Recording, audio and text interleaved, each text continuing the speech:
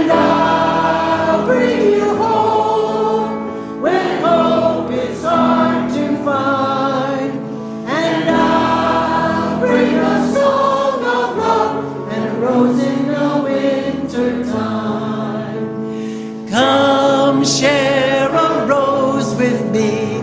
Come share a rose with me. Come share a rose with me, that I might know you're mine. And I'll bring you hope when hope is hard to find. And I'll bring a song of love and a rose in the winter time.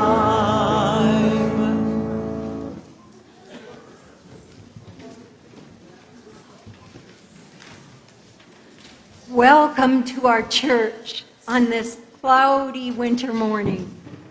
I'd like to extend a warm welcome to our guest speakers, Dr. Chris Kent, Dr. Kelly Rasmussen, and Jim Lee.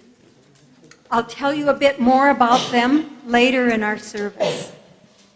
I also want to especially welcome those of you who are here for the first time or returning after an absence, as well as those of you who come often, plus those of you who are joining us from afar on our website. We're glad to have each of you with us, and we appreciate your unique background, beliefs, and lifestyle. Please join us after the service for coffee and conversation. Now, take a moment to meet and greet those around you. Please especially welcome those who are new to our church.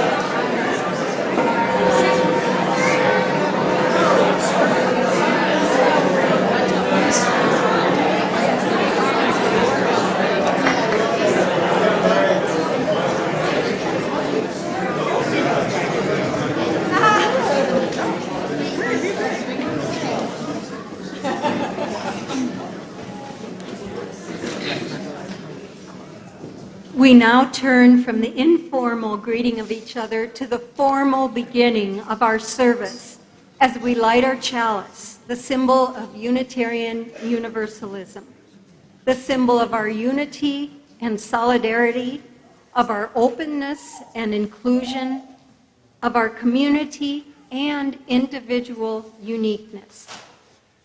May this small flame be an offering of warmth to those who are cold and alone, and a light to those in darkness.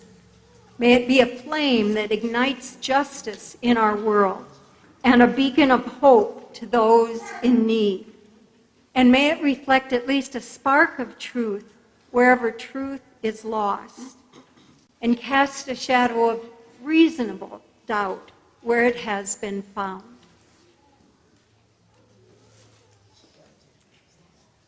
Our opening words were written by Sophia Lyon-Fahs, the radical Unitarian who led a revolution in our religious education by encouraging children to develop their own ideas about religion and spirituality.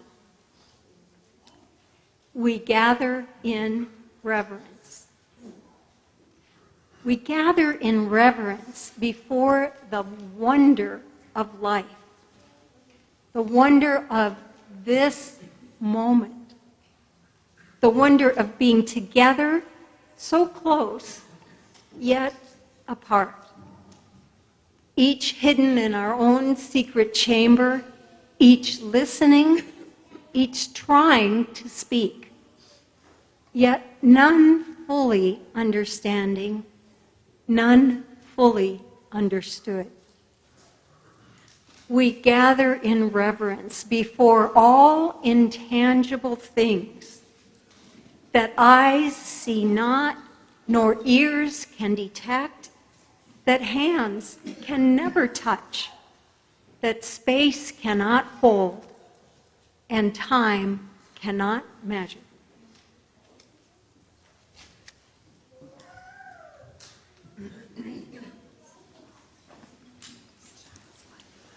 Well, we're going to start with a hymn that we don't sing often, but that really has an awful lot to say about community and is fun to sing once you get into the swing. It is 354, We Laugh, We Cry. Please rise in body or spirit.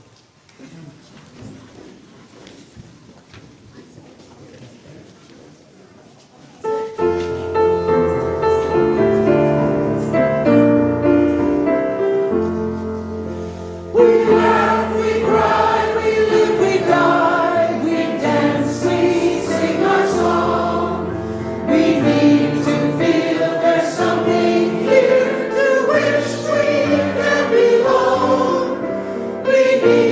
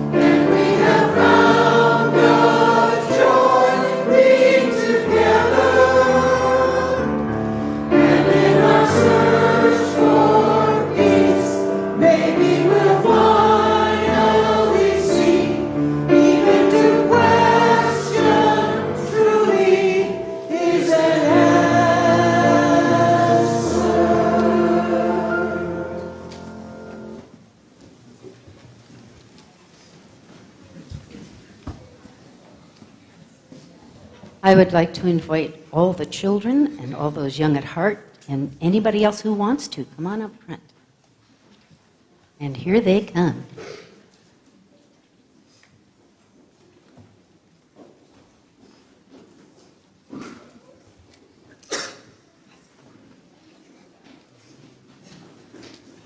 This is a story that I found down in Loreto, Baja. This was written by a lady named Janine Perez. And in this story, she is actually the weird grandma, which is why I'm dressed like this. Okay? Any of you have a weird grandma? Don't answer that. That's okay. I need my glasses.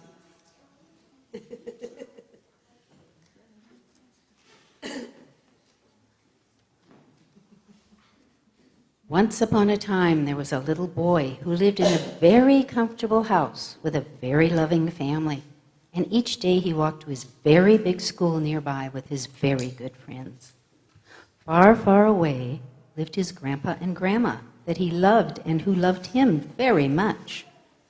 Summer vacations with grandpa and grandma were lots of fun in a hot and sunny place where he could wear a swimsuit all day long and play water basketball and paint, and then fall asleep in a private little blanket tent. If ever something went wrong, or if anybody was worried, or even if there was a problem somewhere in the world, his grandma would nod her head and say, "And you know, the most beautiful gardens have big and small flowers and weeds in rainbow colors." But the boy just looked at her and scratched his head. He liked that one. He didn't know how that could be an answer to anything, really.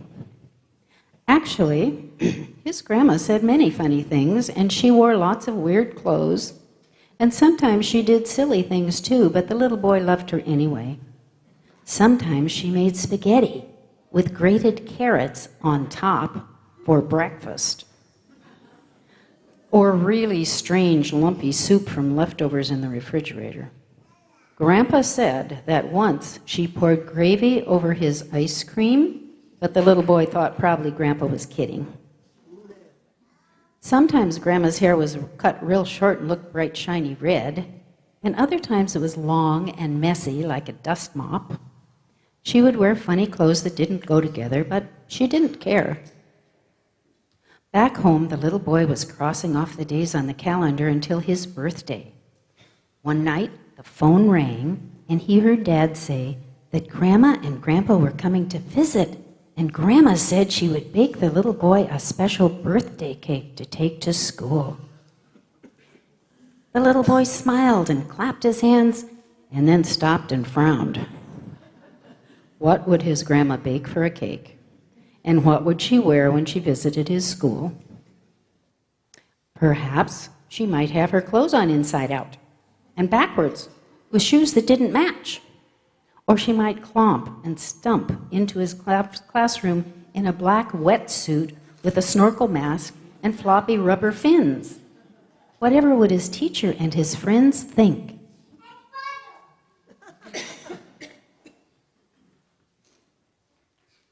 What if her special birthday cake was green spinach cake with gravy frosting? The little boy began to worry that his grandma probably could never look and act like anyone else he knew. Well, Grandma and Grandpa came on a plane with lots of bags and suitcases and hugs and presents for the little boy, all wrapped up in bright paper. On Sunday night, the day before his birthday, the little boy went to bed early because Grandma said she was going to make her special cake for the party at school tomorrow. Perhaps, the little boy thought, the cake would look just like other cakes and not be bumpy and green and wrinkly and leafy. Hopefully, it would not be covered with gravy either. The next afternoon, Grandma arrived at school with a big purple cake box, just at the right time for the party. The little boy looked at her and sighed in relief. Her hair was neatly combed. She was wearing a long skirt and a t-shirt and ordinary shoes that matched. And altogether, she didn't look too strange. Grandma told the class, I have a birthday cake I made especially for my grandson's class. It's an upside-down cake. Oh, no. The little boy hit his forehead. Can you hit your forehead? Oh, they've got it. With one hand, and he tried to scrunch down real small enough to hide under his desk. He was sure he knew exactly what had happened. Probably Grandma had tripped, dropped the whole cake, then just scooped it up off the floor with a pancake turner and dumped the cake mess in that purple box. Now his whole class and even his teacher would laugh at the little boy and the weird Grandma. Grandma opened the top of the box and everyone peeked in at the cake. It didn't have gravy frosting, and it wasn't in crumbly pieces, and it did look like an ordinary white cake. Didn't have any frosting on it, though. Grandma took a big plate, set it on top of the cake, and quickly turned over the box with the cake in it topsy-turvy and upside down on a plate while everyone's eyes went, wow. The bottom of the cake was now the top of the cake, and it was covered with pineapple and peaches and cherries. Grandma cut the cake, and then she jumped up and down 6 times, holding on to the can of whipping cream. And she squirted out a fancy curl of whipped cream on everybody's piece of cake. Oh dear, she said, I forgot to bring forks. I guess you'll have to use your fingers. And they did, and it was great fun. The little boy looked at all his friends and his teacher and his grandma. She winked at him and said to the teacher, you know, the most beautiful gardens are those with jumbles of big and little flowers in rainbow colors. The little boy decided that now that he was a year older, those words made perfect sense. So he hugged his grandma really hard and said, and sometimes weeds like me are the prettiest flowers of all. Thank you for being such a good audience. And now we will sing our children out, I think.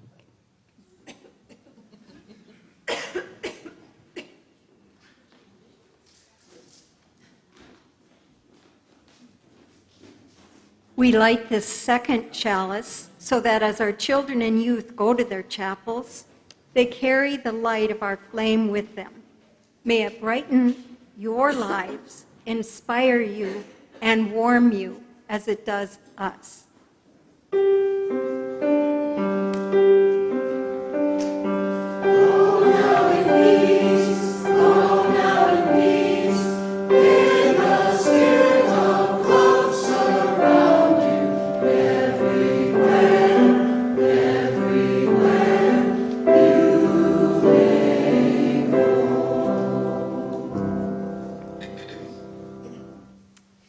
You may have noticed in your order of service that there's a special envelope.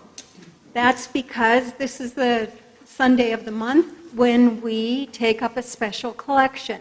And our collection today is for NAMI Spokane, which is dedicated to empowering all who have been affected by mental illness through advocacy, awareness, education, and support. NAMI is the grassroots mental health organization funded through membership dues, donations, and small foundation grants. NAMI Spokane provides help to individuals and families through its free education programs, free support groups, advocacy network, and information desk. If this nonprofit appeals to you, please put your donation in the special envelope. No need to seal it shut because we will reuse these. Just put it in the collection basket. We will now gratefully give and receive this morning's offering, which sustains this community and our mission to the wider world.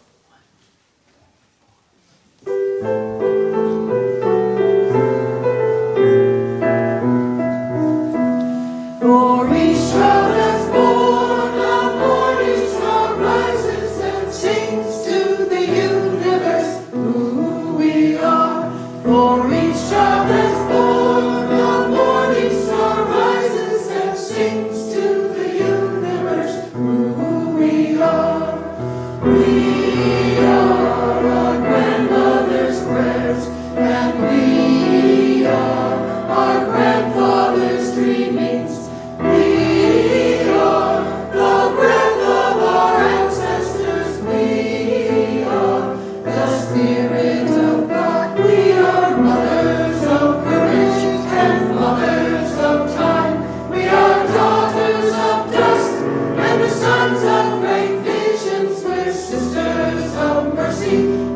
brothers of love. We are lovers of life and the builders of nations. We're seekers of truth and keepers of faith. We are makers of peace and the wisdom of ages. We are our grandmother's prayers, and we are our grandfather's dreamings. We are the breath of our ancestors. We are the Spirit of God. For each child that's born, the morning star rises and sings to the universe who we are. For each child that's born, the morning star rises and sings to the universe who we are.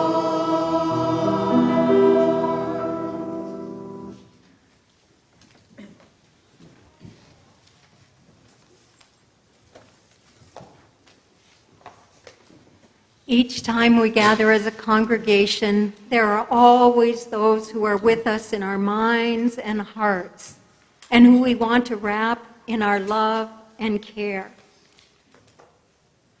Let us share a moment in silence, embracing those who are here in our hearts this morning. You are welcome to say their names aloud as you are willing.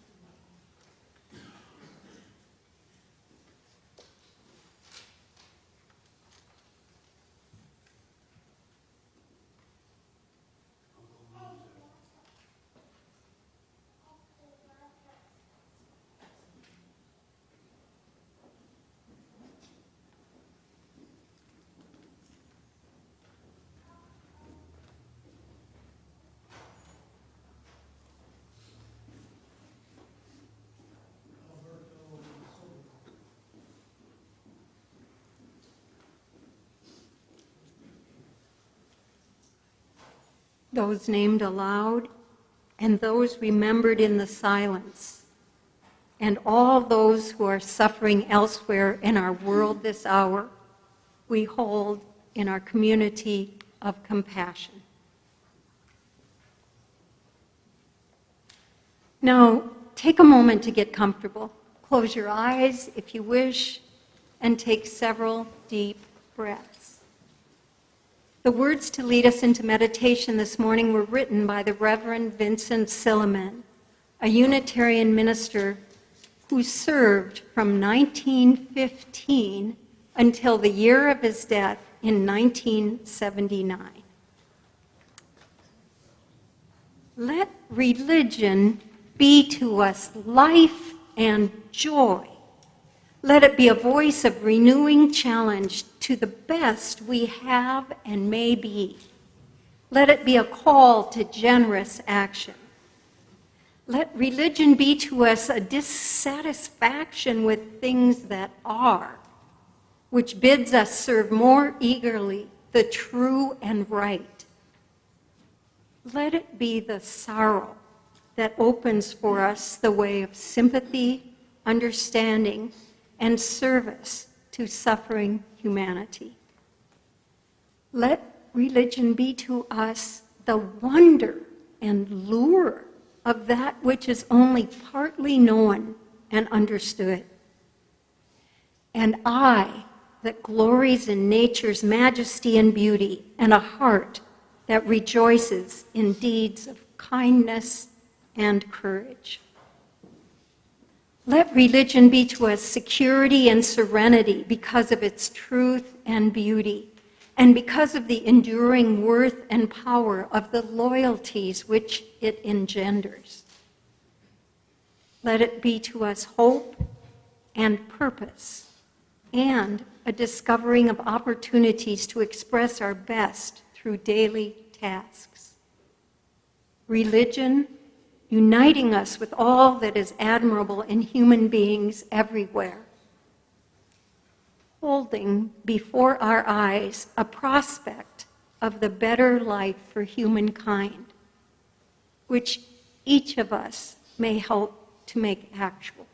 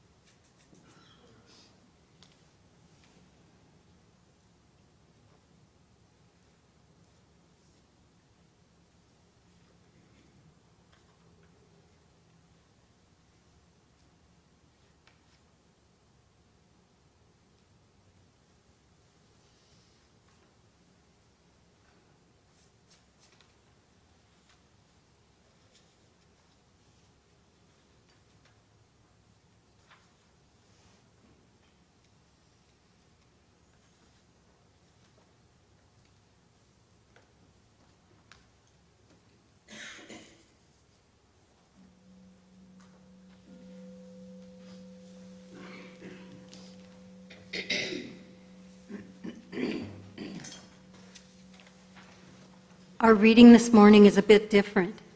Adding to the stories you will hear during our sermon, this is a candle kindling I wrote 13 years ago, back when we congregants used to take turns writing the words to kindle our flame. This morning I want to talk about the various and sundry ways that we each end up finding our way to this church. Some people get introduced to us by friends or colleagues. Others do research or fill out internet questionnaires that direct them our way. And yet others shop around until they happen upon us one Sunday morning. My family's story is a bit different. We were actually running away from a 6-year-old girl. But let me start at the beginning, just over 28 years ago.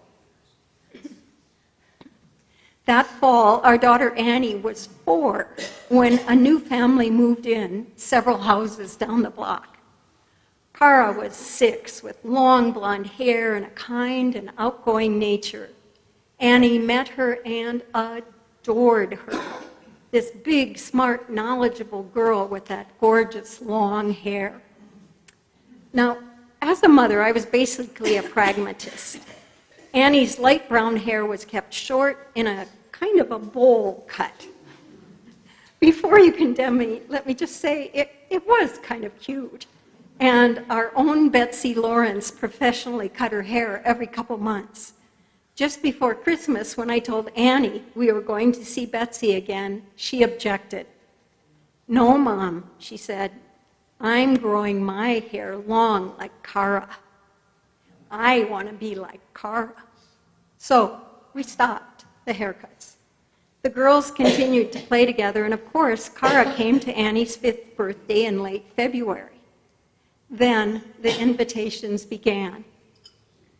"Mom, can I go to Cara's Sunday school with her?" I knew Cara's family belonged to an evangelical fundamentalist church, and so I said no, but offered no explanation.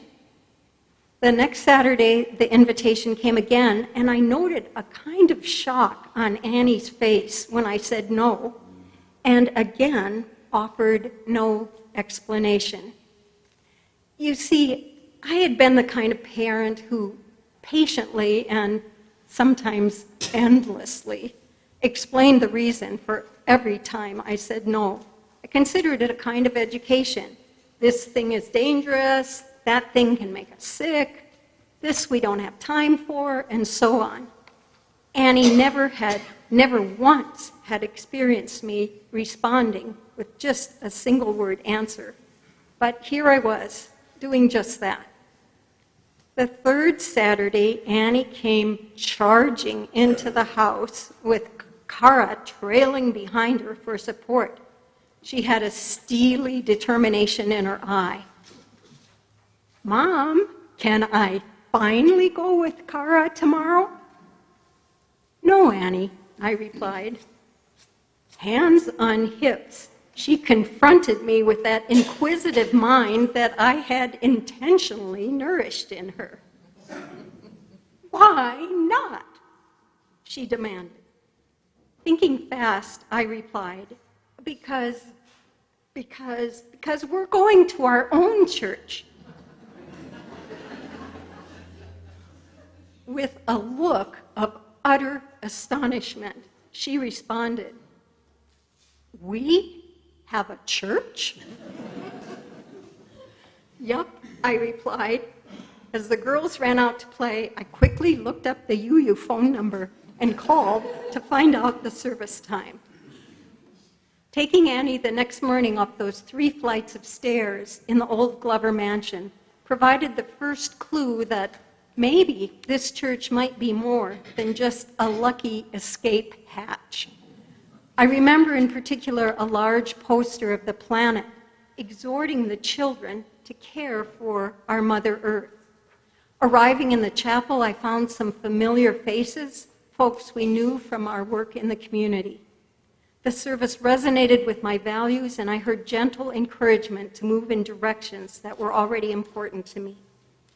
By the time we took each other's hands to sing Shalom, tears were forming in my eyes, and I could only choke out the first couple words.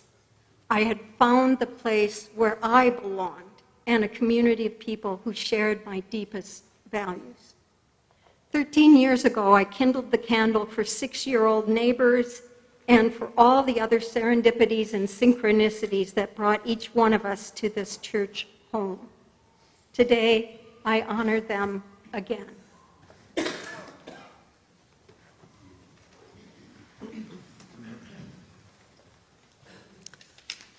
Well, before I realized we're going to get to hear community stories, I love these services, by the way.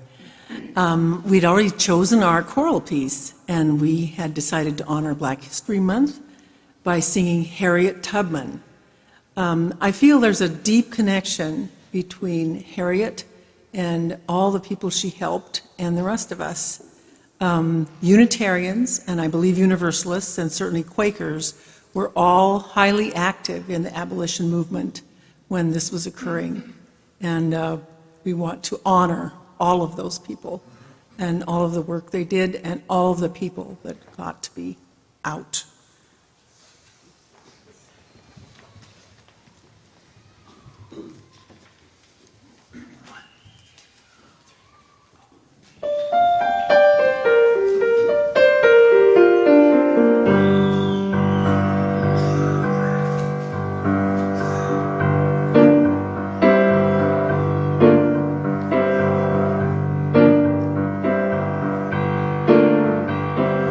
One night I dreamed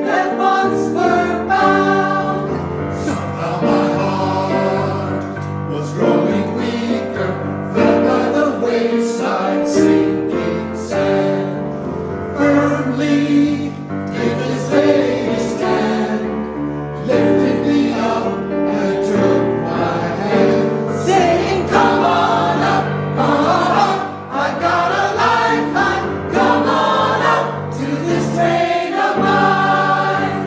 Come on up, I've got a lifeline. Come on up to this train of mine. She said her name was Harriet Tubman, and she drove for the Underground Railroad.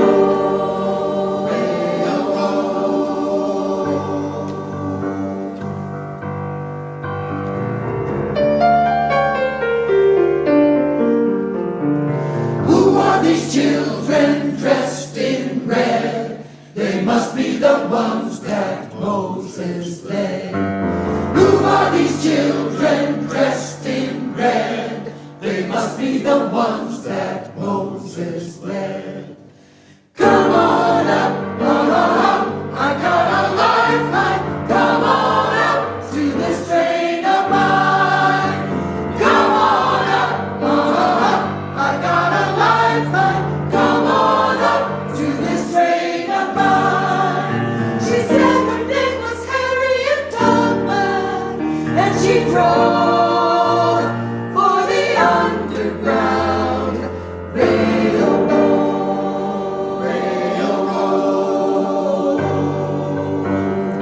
Underground Railroad.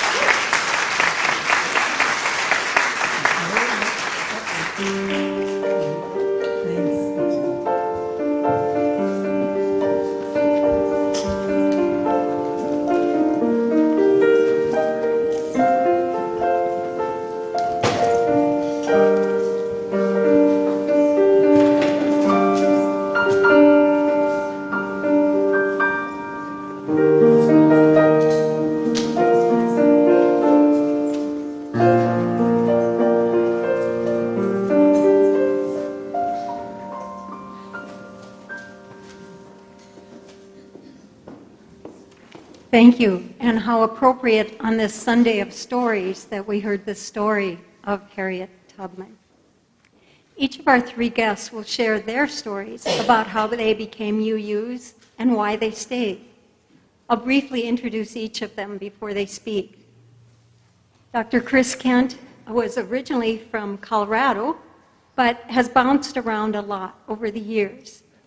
He returned to graduate school as an adult, eventually earning a PhD in geography from the University of Wisconsin at Madison. He and his partner, Dave Swartout, moved to Spokane in 2004 and joined our church about 5 years later. Chris retired last June from Spokane Community College, where he taught geography for 15 years. Now he is happily exploring the various parts of the world that he studied and lectured about for so many years. We're delighted to welcome you to our pulpit.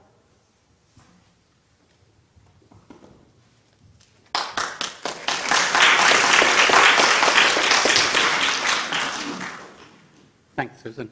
Good morning.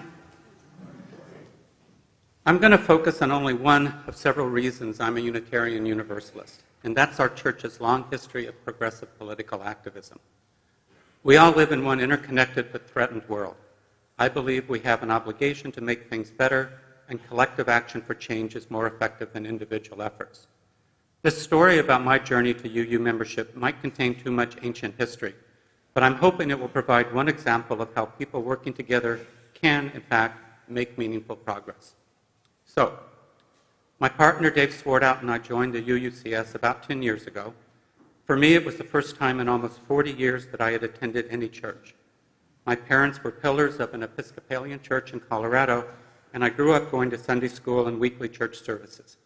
But even as a teenager, I knew I was gay, and the otherwise socially progressive church I attended, like almost all churches, considered people like me inherently deviant. So I cut organized religion out of my life when I went off to college. However, I retained the general Morris compass and values I had learned. And as an aside, I want here to acknowledge the important work that the UU Church does with our religious education program and our children, locally and nationally. So, at university, I became politically active in the student government. It was the early 1970s, and we organized demonstrations against the war in Vietnam. We protested the apartheid government in South Africa and urged corporate divestment from that racist regime, just as students today are taking leadership and urging divestment from the fossil fuel industry. We supported the United Farm Workers in the Great Boycott. We marched for the Equal Rights Amendment, never dreaming that it would still be unratified almost 50 years later. Upon graduation, and remember that this was the 1970s and I was openly gay, I moved from Colorado to San Francisco. Here, my political activism naturally focused on the gay rights movement, and our aims were modest. Don't kick us out of our apartments or fire us from our jobs, and by the way, maybe prosecute those responsible for the all too common physical violence against us. We also thought San Francisco had a leadership role to play nationally, and we took to the streets to protest electoral defeats in Wichita, Kansas, St. Paul, Minnesota, and Miami, Florida, all places where voter initiatives repealed local non-discrimination ordinances. I was especially involved in the 1978 campaign against the California Initiative 6, the so-called Briggs Initiative, named after its Republican sponsor. This is the initiative that would have mandated that all public school districts fire not only all homosexuals, but fire anybody of any sexuality who supported gay rights, on or off the job. This is the time that I worked with people like Harvey Milk, Cleve Jones, and many others. Although initial public opinion surveys showed 61% public support for this initiative, over many months we developed a large coalition in opposition. This included labor unions, minority community organizations, student groups, newspaper editorials, liberal and some conservative politicians. A key element was the participation of some churches and religious leaders in every town in the state, not just the big cities. And in the end, we won. 58% of California voters rejected this hateful initiative. This statewide vote was a landmark event that supplied momentum to a movement that grew tremendously in subsequent decades, culminating 37 years later in 2015 with the nationwide recognition of same-sex marriage. I can guarantee you that back in the 1970s, that was a goal we did not ever expect to see in our lifetime. Our activism soon turned inward. Harvey Milk and San Francisco's liberal mayor, George Moscone, were both assassinated in their city hall offices by a former conservative councilman. In the 1980s, the HIV/AIDS epidemic devastated my community, killing my friends, acquaintances, work colleagues, and even several roommates. I eventually left San Francisco, and when I enrolled in graduate school in geography. I took my first graduate seminar on climate change in 1990, and that issue remains a key source of anxiety for me. The threat and impacts of global warming on our collective future have been key themes in my teaching for 30 years. Upon completing my PhD, I was delighted to get a teaching job at Central Washington University, back on the West Coast, sort of, and near the mountains. It was in Ellensburg that I met Dave, an Eastern Washington fellow who had been very active in the 1990s in Washington State's Hands Off organization. Largely forgotten today, Hands Off Washington was the first Washington statewide LGBT group focused on political issues. And unusual for the time, it had active chapters in conservative, rural Eastern Washington, which were critical to its success in helping defeat anti-LGBT measures in Washington State. I still have a 1993 front-page Seattle Post-Intelligencer article about Dave, with his picture, captioned, "Coming out there, small-town gays and lesbians begin to break their silence." And unlike me, who had never even thought about attending church during these years, Dave had attended first the East Wenatchee UU Church and later on the UU Church in Yakima. In 2004, after Dave became ill, we moved to Spokane so that he could be closer to medical specialists and larger hospitals. Although we hadn't attended any church in Ellensburg, Dave expressed an interest in doing so here. We visited several churches, and it was an easy decision to join this congregation. Neither of us were, as Dave would put it, Jesus-y, and we both already shared the UU belief system, the inherent worth and dignity of every person, respect for the interdependent web of existence, humanist teachings based on science and reason. I could go on, but you know our UU beliefs. I already shared them, so I felt right at home upon joining. What I didn't know, and what I now think is really important, is the history of Unitarianism, Universalism, and its members over the years. We have had such an outsized impact on this country, far in excess of our numbers. Louisa May Alcott, author of Little Women. John Haynes Holmes, a co-founder of both the ACLU and the NAACP. Rachel Carson, early environmentalist. Too many more to list. That's an entire sermon for Todd. Anyway, I'm older now. I've been a widower since Dave died in 2013, and I recently retired from teaching. I have less energy than I did when younger, but I'm still a world citizen, and I still believe in all the same progressive causes. I'm proud of our UU beliefs and our activism based on love and compassion for humankind and the natural world around us. I said at the outset that my story might illustrate one way that society has gotten better over the past 50 years, and it has. But I don't believe that forward progress is either inevitable or necessarily permanent. We always need to stay vigilant and keep working towards a better world. I'm confident that the UU Church will be doing that now and long into the future.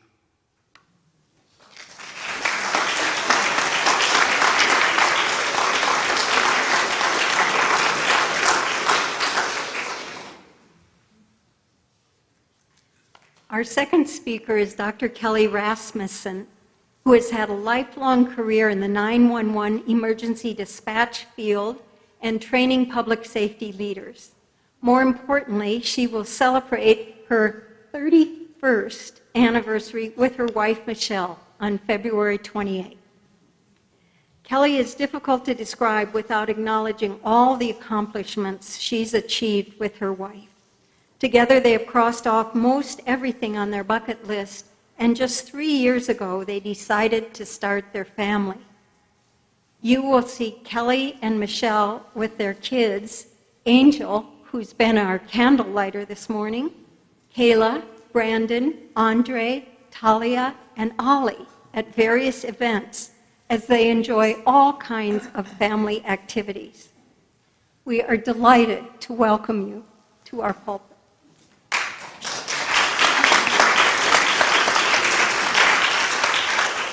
Thank you, Susan. I have to do it because everybody does that.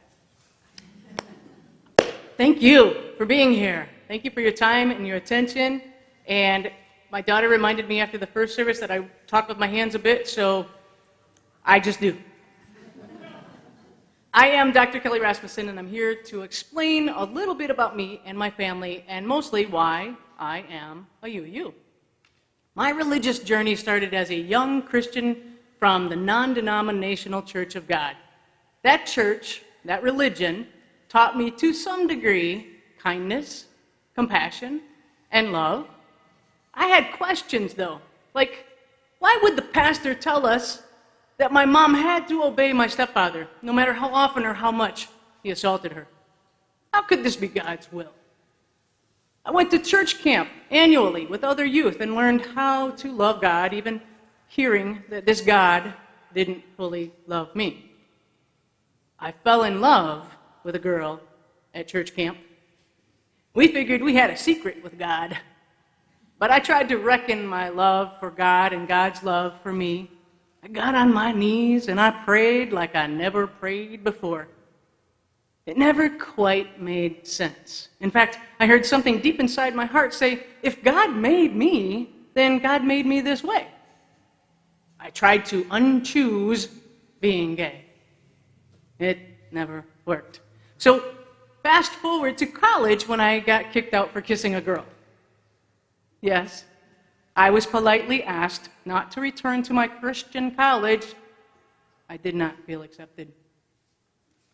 Now, I wondered how to explain to you who I am and how I came to be a UU.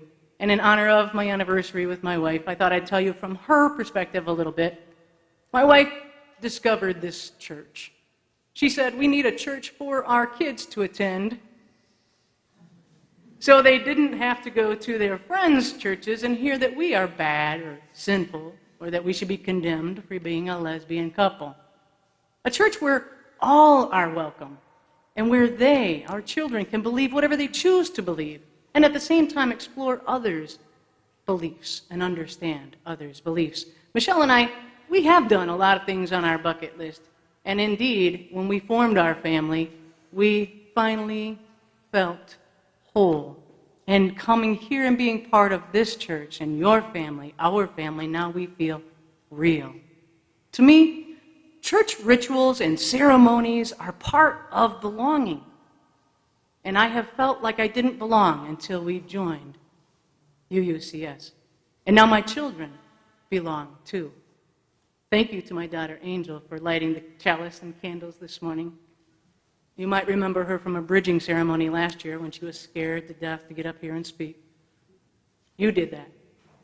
As a youngster, I loved holding the hymnals and following the notes to read the music and learn the songs, and now I pass that fascination on to my son Andre, who intently studies the notes. When I found myself yearning to teach religious education to the junior-senior high group last year, Michelle reminded me that when I went to college the first time, when I got kicked out, she reminded me my goal was to be a youth pastor. I enjoy learning and teaching the current curriculum, and I'm interested in the next steps of bringing new topics to our youth, like creating justice makers. This church, our church, holds all that I've been missing. I feel whole here, and I want others to feel that wholeness too. My life, our lives, have become full and real. This is because of all of you and all that is Unitarian Universalism. So I'd like to sum up what it feels like to be a UU by quoting Marjorie Williams in The Velveteen Rabbit, because I believe I am real here. The skin horse had lived longer in the nursery than any of the others.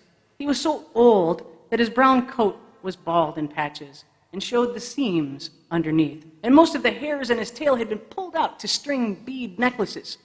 He was wise, for he had seen a long succession of mechanical toys arrive to boast and swagger and by break their mean springs and pass away. And he knew that they were only toys and would never turn into anything else. For nursery magic, like UU magic, is very strange and wonderful, and only those playthings that are old and wise and experienced, like the skin horse, understand all about it. "What is real?" asked the rabbit one day when they were lying side by side near the nursery fender before Nana came to tidy up the room. "Does it mean having things that buzz inside you and a stick-out handle?" "Real isn't how you are made," said the skin horse. "It's a thing that happens to you. When a child loves you for a long, long time, not just to play with, but really loves you, then you become real." "Does it hurt?" asked the rabbit. "Sometimes," said the skin horse, for he was always truthful. "When you are real, you don't mind being hurt." "Does it happen all at once, like being wound up?" he asked, "or bit by bit?" "It doesn't happen all at once," said the skin horse. "You become. It takes a long time. That's why it doesn't happen often to people who break easily or have sharp edges or have to be carefully kept. Generally, by the time you are real, most of your hair has been loved off, and your eyes drop out and you get loose in the joints and very shabby. But these things don't matter at all, because once you are real, you can't be ugly, except to people who don't understand. "I suppose you are real," asked the rabbit, and then he wished he had not said it, for he thought the skin horse might be sensitive, but the skin horse only smiled. "The boy's uncle made me real," he said. "That was a great many years ago. But once you are real, you can't become unreal again. It lasts for always. Thank you for making me real."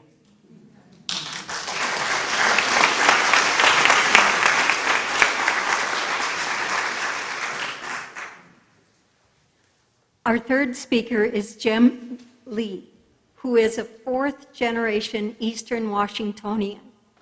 Both of his grandfathers were born in Washington Territory. He and his wife, Linda Lee, celebrated their 48th wedding anniversary on New Year's Eve, which, conveniently, Jim never forgets. They have 3 grown children and 4 grandchildren, as well as 3 great-nieces and a great-nephew who also call him Grandpa. Jim spent most of his career in the aluminum industry. His work took him all over the world, including every continent except Antarctica. Jim then owned and operated a small business in the Spokane area until his retirement in 2014, which happened to coincide to the month with his discovery of our church and his more active engagement in social justice work. We're delighted to welcome you to our pulpit. Thank you, Susan. Good morning, UUCS. Doesn't it feel good when we say it all together? Maybe we'll come back to that. But today's question is, why am I a UU?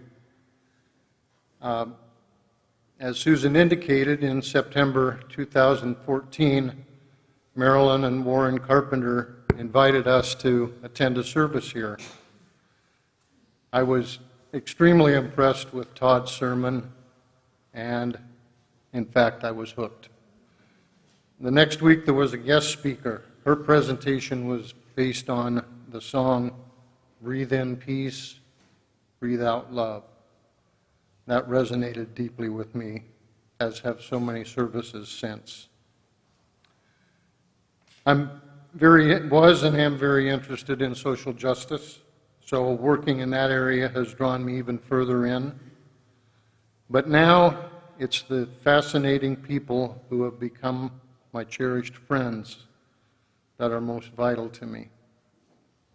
Plus, there are so many other intriguing people in this church that I have yet to get to know well. In short, that's why I am and remain a UU. But now, if there's no objection, I want to change the subject completely. I want to talk about something that's very dear to my heart that I've been thinking about for many years. I want to talk about happiness. When it comes to happiness, I differ slightly with Thomas Jefferson. I believe that the pursuit of happiness is futile. You can never catch it. Rarely will the bluebird of happiness land on your shoulder, much less fly up your nose. For those of you that remember the old funny song. Here's something that I wrote years ago and still keep on my wall as a reminder. Happiness is not something that happens to you. It's a state of mind. No set of circumstances, no person, no thing can cause it or take it away. Happiness is a choice you make at every moment. So choose to be happy now. There is no other time.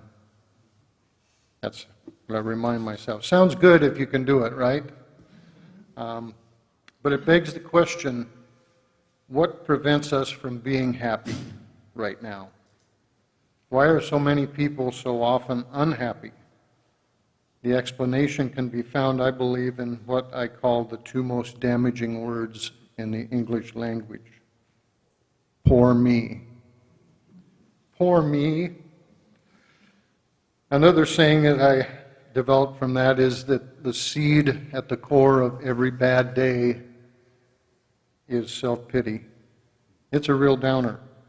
It's based on feelings of powerlessness, loneliness, frustration, and sometimes guilt.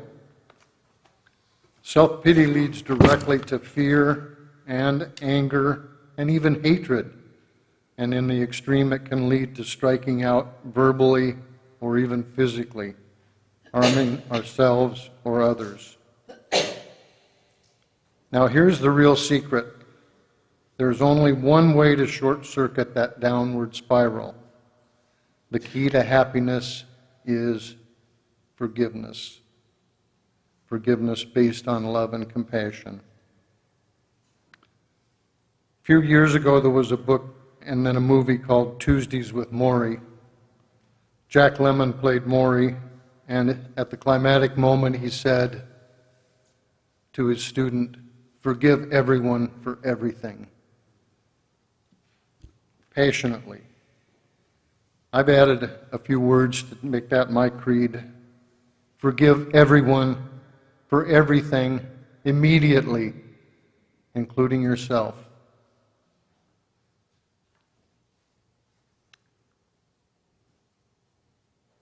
You definitely can't love thy neighbor if you can't forgive them for being a rude, nosy doofus.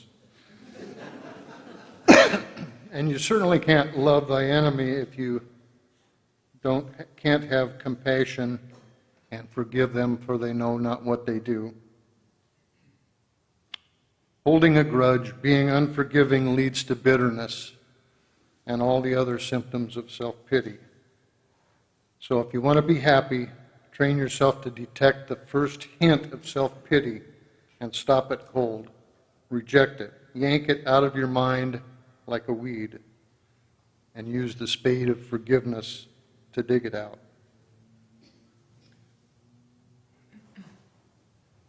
So, I'm shortening it. Be compassionate and forgive. You'll be happy you did. Thank you.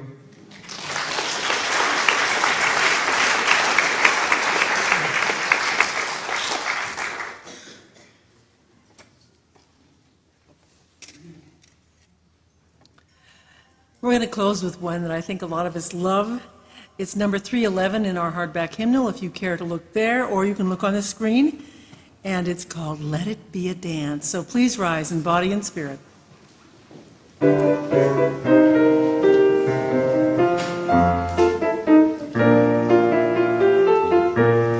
Let it be a dance we do. May I have this dance with you. Through the good times and the bad times too. Let it be a dance. Let a dancing song be heard. Play the music, say the words, and fill the sky with sailing birds. Let it be a dance. Let it be a dance. Let it be a dance. Learn to follow, learn to lead. Feel the rhythm, feel the need. To reap the harvest, plant the seed. Let it be a dance. Let it be a dance we do. May I have this dance with you. Through the good times and the bad times too. Let it be a dance. Everybody turn and spin. Let your body learn to bend. And like a willow with the wind. Let it be a dance. Let it be a dance. Let it be a dance. A child is born, the old must die. A time for joy, a time to cry. Take it as it passes by. Let it be a dance. Let it be a dance we do. May I have this dance with you. Through the good times and the bad times too. Let it be a dance. Morning star comes out at night. Without the dark there is no light. If nothing's wrong, then nothing's right. Let it be a dance. Let it be a dance. Let it be a dance. Let the sunshine, let it rain. Share the laughter, bear the pain. And round we go again. Let it be a dance.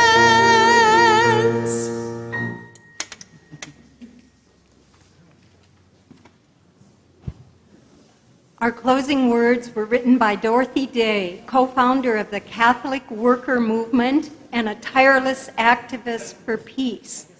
who is now being considered for sainthood by the Catholic Church. Commitment. People say, what is the sense of our small effort? They cannot see that we must lay one brick at a time, take one step at a time.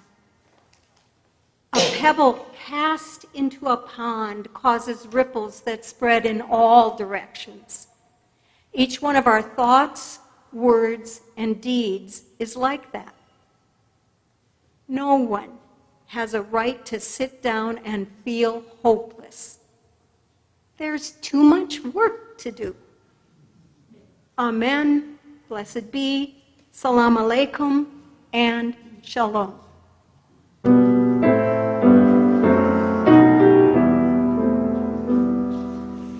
Shalom Haverim, Shalom Haverim, Shalom, Shalom, Shalom Haverim, Shalom Haverim, Shalom,